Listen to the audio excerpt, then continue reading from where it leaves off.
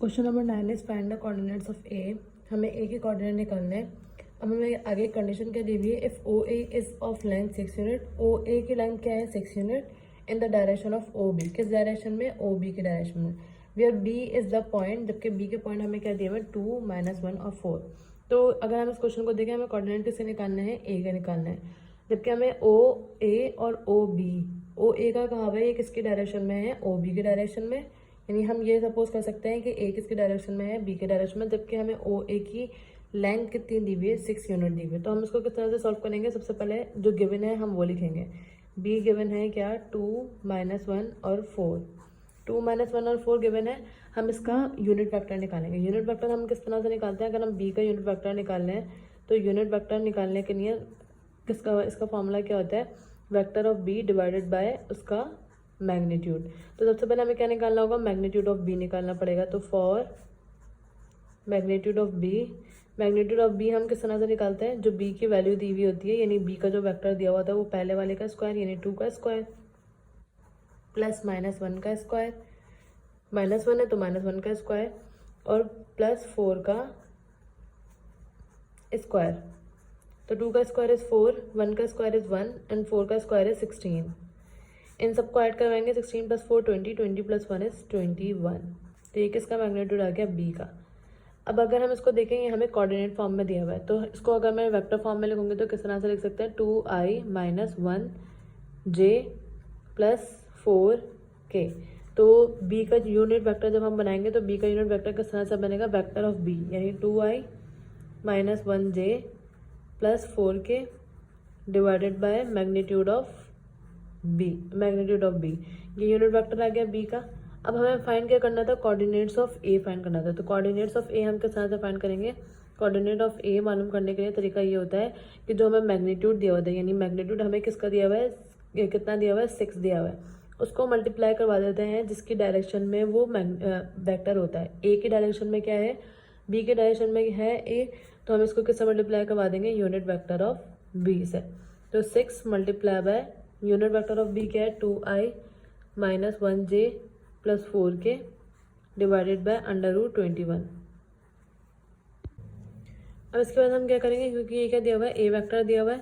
अब 6 को हम इन सब वैल्यू से मल्टीप्लाई करवाएंगे, तो जब 6 को हम 2 से मल्टीप्लाई करवाएंगे तो 12i, इधर 6 को जब हम 1 से मल्टीप्लाई करवाएंगे तो 6j, इधर 6 को जब हम 4 से मल्टीप्लाई करवाएंगे 6/4 इज 24k, अपॉन में क्या आ जाएगा, √21। और इसको हम सेपरेट करके लिखेंगे तो किस तरह से लिख देंगे, 12 अपॉन √21। यहाँ कुछ भी कैंसिल नहीं हो रहा है ना, 21 रूट से बाहर आ सकता है, तो i cap -6 upon √21 j + 24 upon √21 k which is the answer of A. हमें क्या मालूम करना था, कोऑर्डिनेट्स ऑफ ए। तो हमारे पास क्या आ गए, कोऑर्डिनेट्स ऑफ ए आ गए। अब ये क्या है, ए वेक्टर है, तो हम इस पर क्या लगा देंगे, वेक्टर लगा देंगे। Now question number 10 is P, Q, R, S are the points with the position vector given by 1, 1, 1। यानी P का पोजीशन वेक्टर हमें ये दिया हुआ है, Q का पोजीशन वेक्टर हमें ये दिया हुआ है, R का ये दिया हुआ है और S का हमें ये दिया हुआ है। अब हमें फाइंड क्या करना है, फाइंड हमें करना है PQ वेक्टर का मैग्नीट्यूड और QS वेक्टर का मैग्नीट्यूड। तो सबसे पहले PQ वेक्टर का मैग्नीट्यूड फाइंड करने के लिए हमें क्या पता होना चाहिए, PQ का मैग्नीट्यूड पता होना, PQ वेक्टर पता होना चाहिए। तो हम क्या लिखेंगे, तो पहले हम यहाँ मेंशन कर देंगे फॉर, किसके लिए वर्किंग कर रहे हैं, PQ के लिए वर्किंग कर रहे हैं, तो हम PQ लिख देंगे, PQ का मैग्नीट्यूड। तो PQ वेक्टर मालूम किस तरह से करते हैं हम, PQ दिया हुआ है, तो PQ वेक्टर किस तरह से फाइंड होता है, कोई भी वेक्टर किस तरह से मालूम होता है, टर्मिनल माइनस इनिशियल। तो टर्मिनल वेक्टर Q है, इनिशियल वेक्टर P है। तो Q का वेक्टर की वैल्यू हमें क्या दी हुई है, 1, -1 और 2। इसी तरह P वेक्टर की वैल्यू क्या दी हुई है, 1, 1 और -1। तो 1 -1 0, -1 और प्लस माइनस माइनस, -1 और -1 -2, 2 माइनस +1, तो 2 + 1 इज 3। तो ये किसका आंसर आ गया, PQ वेक्टर का आंसर आ गया। अब इसको अगर मैं वेक्टर फॉर्म में लिखूँ तो ये किस तरह से आ जाएगा, क्योंकि यहाँ पे 0i है तो हम वो नहीं लिखेंगे, j के साथ क्या है 2, तो -2j + 3k। अब हमें फाइंड क्या करना था, इसका मैग्नीट्यूड फाइंड करना था। मैग्नीट्यूड हम किस तरह से फाइंड करेंगे, -2 का स्क्वायर + 3 का स्क्वायर। -2 का स्क्वायर 4 हो जाएगा, 3 का स्क्वायर क्या हो जाएगा 9, और 9 + 4 इज 13। तो ये किसका आंसर है, पी क्यू मैग्नीट्यूड का। इधर अब हम किसके लिए वर्किंग करेंगे, क्यू एस के लिए। तो हम इधर क्या मेंशन कर देंगे, for Q S. Q S के लिए भी हम इसी तरह वर्किंग करेंगे। सबसे पहले हमें क्या निकालना होगा, क्यू एस वैक्टर निकालना होगा। तो क्यू एस वैक्टर मालूम करने के लिए हम क्या करेंगे, टर्मिनल माइनस इनिशियल। तो टर्मिनल वैक्टर यानी कि एस, ये थी पी था, ये क्यू था, ये आर था और ये एस। तो एस की वैल्यू क्या दी हुई है, 2 1 और 0, माइनस क्यू की वैल्यू क्या दी हुई है, पी क्यू। क्यू की वैल्यू क्या दी हुई है, 1 माइनस 1 और 2। तो डायरेक्ट माइनस करवा देंगे, 2 माइनस 1 इज 1, 1 माइनस माइनस क्या हो जाएगा, प्लस। तो 1 प्लस 1 इज 2, 0 माइनस 2 माइनस 2 हो जाएगा।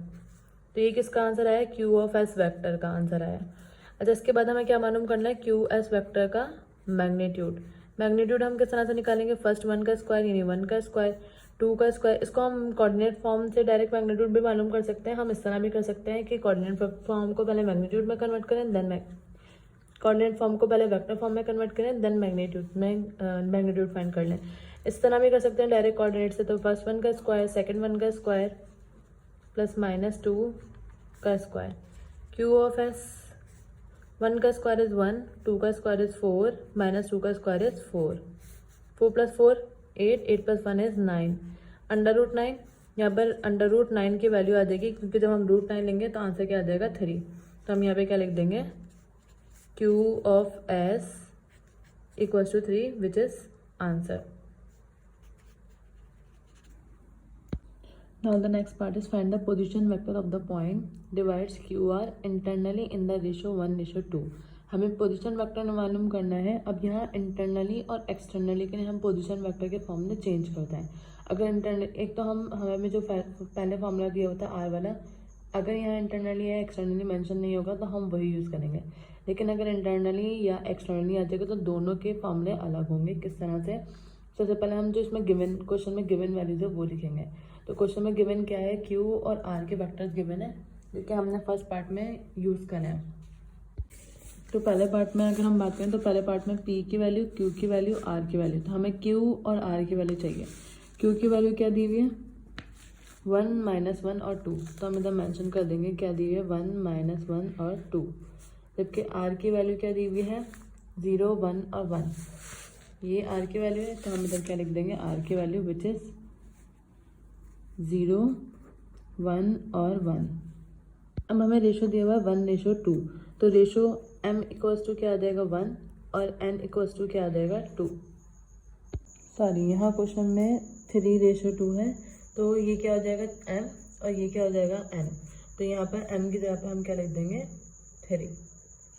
अब हमें फाइंड क्या करना है, पोजीशन वेक्टर। तो पोजीशन वेक्टर को हम किससे रिप्रेजेंट करते हैं, r से। तो हमने यहाँ पर लिख दिया r हमें फाइंड करना है। अब इंटरनली के लिए हम क्या करते हैं, तो हम इधर क्या लिख देंगे, फॉर इंटरनली। इंटरनली के लिए तो हम पहले फॉर्मूला यूज़ करते हैं, वो क्या होता है, आर इक्वल्स टू, ये position vector equals to m r plus n q। यानी आर क्यू आर पर है तो टर्मिनल पॉइंट और initial point divided by m plus n। ये पोजीशन वेक्टर किसका है, क्यू आर का है। तो हमने इधर लिख दिया क्यू आर का पोजीशन वेक्टर r, जिसको m जो बराबर होता है m r plus n q। अगर ये r q होता तो q पहले आ जाता है और r बाद में चला जाता।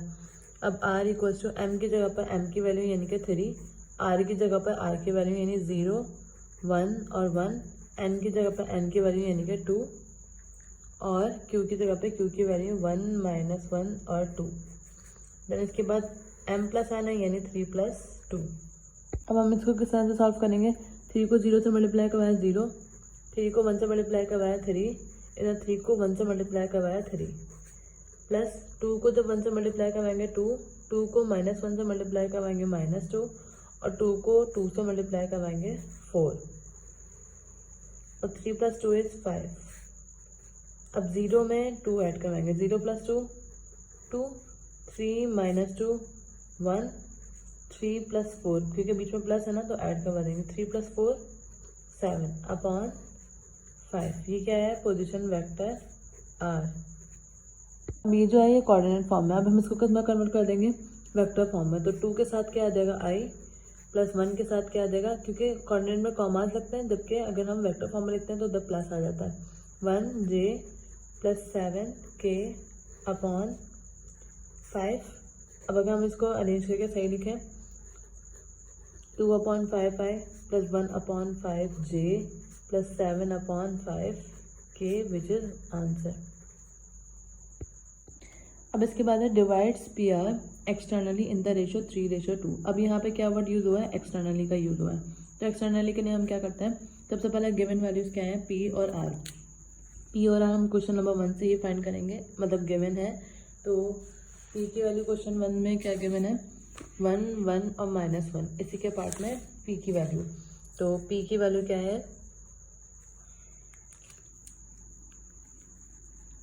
1 1 और -1। इधर आर की वैल्यू क्या है, आर की वैल्यू है 0 1 और 1, जबकि एम रेशो क्या दिया हुआ है 3 और एन की वैल्यू क्या दी हुई है 2। तो हम एक्सटर्नली के लिए कौन सा फॉर्मूला यूज़ करते हैं, एक्सटर्नली का फॉर्मूला होता है, इधर हम पहले मेंशन कर देंगे फॉर एक्सटर्नली।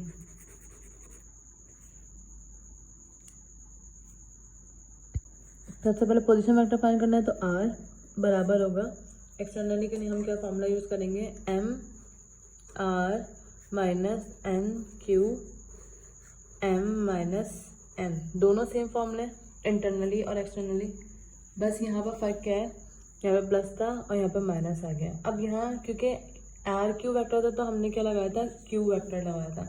अब यहाँ पे क्या है, पी वेक्टर है तो यहाँ पी आएगा, और टर्मिनल जैसे पी आर है तो ये टर्मिनल है और ये इनिशियल है, तो टर्मिनल पहले लिखेंगे हम, इनिशियल बाद में लिखेंगे। तो अब वैल्यू लिखते हैं, वैल्यू एम की वैल्यू क्या दी हुई है 3, आर की वैल्यू क्या है 0 1 और 1, माइनस एन की वैल्यू क्या है 2, पी की वैल्यू क्या दी हुई है 1 1 और -1 अपॉन एम माइनस एन यानी 3 - 2। अब इसको हम मज़ीद सॉल्व करेंगे, तो 3 को 0 से मल्टीप्लाई करवाएंगे 0, 3 को 1 से मल्टीप्लाई करवाएंगे 3 को 1 से मल्टीप्लाई करवाएंगे 3, इसी तरह -2 को 1 से मल्टीप्लाई करवाएंगे 2 को 1 से मल्टीप्लाई करवाएंगे अगेन 2, और 2 को जब -2 को -1 से मल्टीप्लाई करवाएंगे -2। अभी हमने इस माइनस को सॉल्व नहीं करा, ये माइनस हमने ऐसे ही लगा दिया। अब इसके बाद 3 - 2 इज़ 1। अब इसको माइनस करवाएंगे, 0 को माइनस करवाया 2 से, 0 को -2 से मल्टीप्लाई करवाएंगे -2, 3 - 2, 3 - 2 is 1, 3 minus minus plus 3 + 2 is 5, और डिनोमिनेटर में क्योंकि 1 है तो 1 हम नहीं लिखते। अब ये क्या है, पोजीशन वेक्टर आर। अब ये जो आर वेक्टर आया है इसको हम किस में लिख देंगे, कोऑर्डिनेट फॉर्म है। जब इसको वेक्टर फॉर्म में लिखेंगे तो -2i, इसके साथ i आता है 1j + 5k which is answer. Now the next part is if x, part number 3, if x and y are the midpoint of PR and RS। अगर x और y मिड पॉइंट है किसके, PR के और RS के। हमने PR पे draw कर दिया क्योंकि PR किसका मिड पॉइंट है, x का, और RS किसका मिड पॉइंट है, y का। तो हमें फाइंड क्या करना है, शो क्या करना है, एक्स वाई का जो डिस्टेंस है, यानी एक्स वाई को अगर हम मालूम करें तो वो बराबर होना चाहिए 1/2 ऑफ PS के। तो ये हम किस तरह से करेंगे सॉल्व।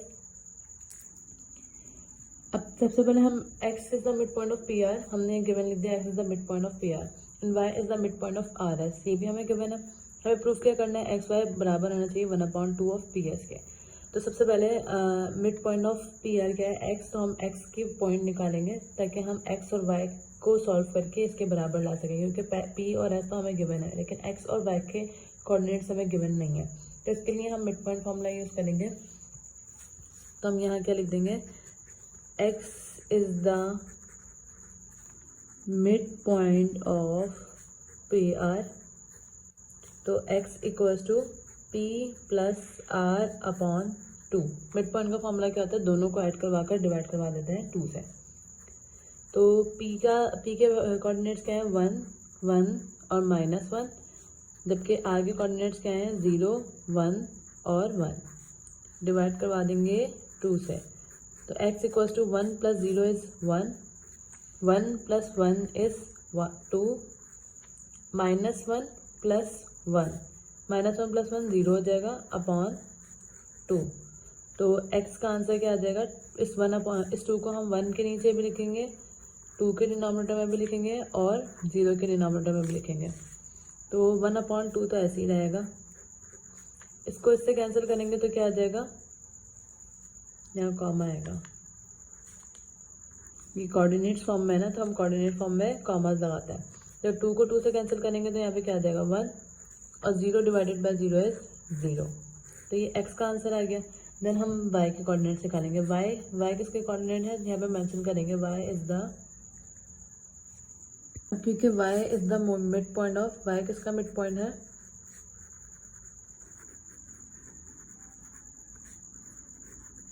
r और s का। तो हम इधर क्या लिख देंगे, y = r + s divided by 2। तो r के कोऑर्डिनेट्स क्या हैं, 0, 1 और 1, जबकि s के कोऑर्डिनेट क्या हैं, 2, 1 और 0। डिवाइड करवा देंगे 2 से। तो इसके बाद y = 0 + 2 is 2, 1 + 1 is 2, 1 + 0 is 1। Denominator में क्या है 2। तो y = ये 2 इसके डिनोमिनेटर में भी आ जाएगा, यानी 2/2 इसके डिनोमिनेटर में भी आ जाएगा और इसके डिनोमिनेटर में भी आ जाएगा।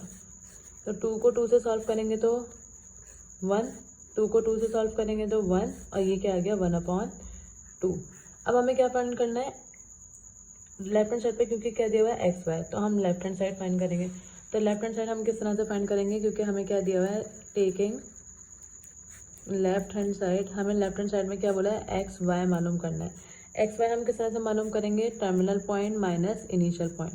तो टर्मिनल पॉइंट क्या है वाई, वाई क्या है 1, 1 और 1/2 माइनस इनिशियल पॉइंट क्या है एक्स, यानी कि 1/2, 1 और 0। अब माइनस करवाएंगे 1 को, तो 1/2 से माइनस करवाएंगे तो 1 - 1/2 इज 1/2। 1 को 1 से माइनस करवाएंगे तो 0, इसी तरह 1/2 को 0 से माइनस करवाएंगे तो 1/2। तो ये लेफ्ट हैंड साइड आ गई विच इज़ एक्स वाई। अब हम राइट हैंड साइड सॉल्व करेंगे। तो हम इधर क्या लिख देंगे, right hand side 1/2 p of s। तो 1/2 ये ऐसे ही रहेगा। वेक्टर हम किस तरह से निकालेंगे, टर्मिनल माइनस इनिशियल, क्योंकि टर्मिनल क्या है s और इनिशियल क्या है p। तो 1/2 ऐसे आया।